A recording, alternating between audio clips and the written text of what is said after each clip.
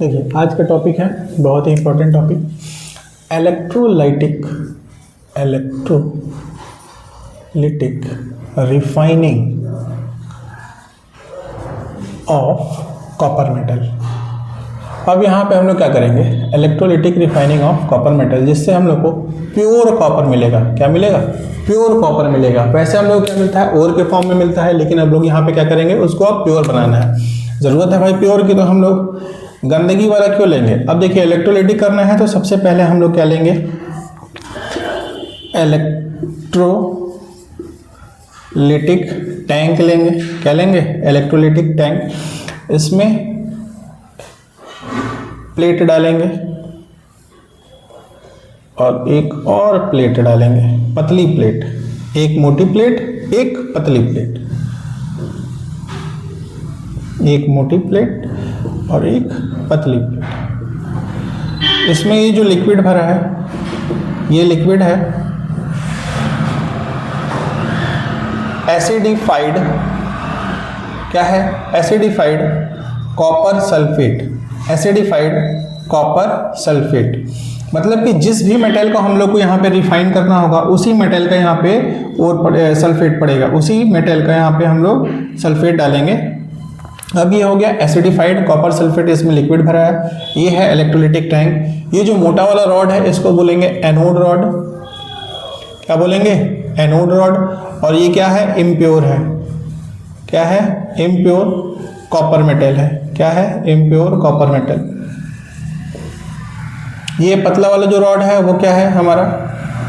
Cathode rod. इसमें pure copper है, इस पर प्योर कॉपर डिपॉजिट होगा। ठीक, अब ये जो है यहाँ से बैटरी से कनेक्टेड होगा।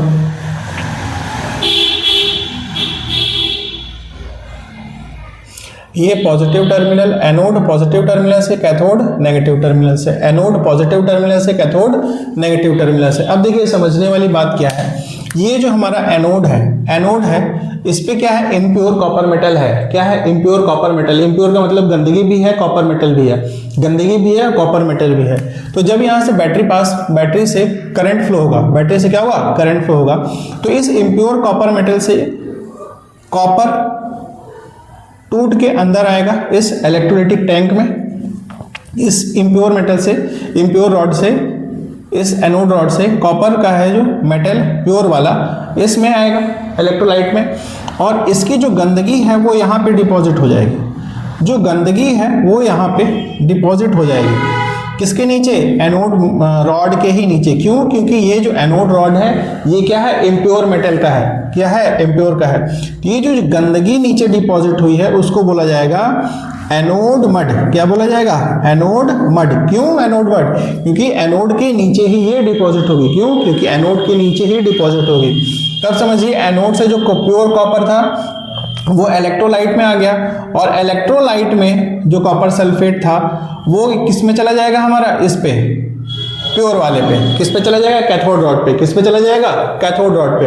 तो आगे चल के फिर हम क्या होगा, ये जो एनोड वाली रॉड है ये पतली हो जाएगी। एनोड वाली जो रॉड है मोटी है ना, अभी पतली हो जाएगी। सारा गंदगी नीचे गिर गया, कॉपर मेटल इलेक्ट्रोलाइट में आ गया। और उसके बाद ये जो कैथोड वाली रॉड है जो अभी पतली है, जब कॉपर डिपॉजिट हो जाएगा तो ये रॉड क्या हो जाएगी? मोटी हो जाएगी। क्या हो जाएगी? मोटी हो जाएगी। क्यों मोटी हो जाएगी? क्योंकि इस पे प्योर कॉपर क्या हो गया है? डिपॉजिट हो गया है। प्योर कॉपर डिपॉजिट हो गया है। उसके बाद ये वाली रॉड हम लोग निकाल लेंगे तो हम लोग को क्या मिल जाएगा? प्योर कॉपर मिल जाएगा। क्या मिल जाएगा? प्योर कॉपर मिल जाएगा। अब देखिए इसमें एक महत्वपूर्ण चीज है कि इस पे जो आयंस होते हैं वो कैसे कलेक्ट होंगे।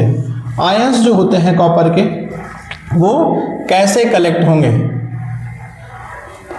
देखिए सबसे पहले एनोड पे क्या होगा और कैथोड पे क्या होगा। एनोड पे क्या होगा और कैथोड पे क्या होगा। एनोड पे समझिए क्या है, यहाँ पे हमारा क्या है? कॉपर पहले से मौजूद है। क्या है? कॉपर पहले से ही है।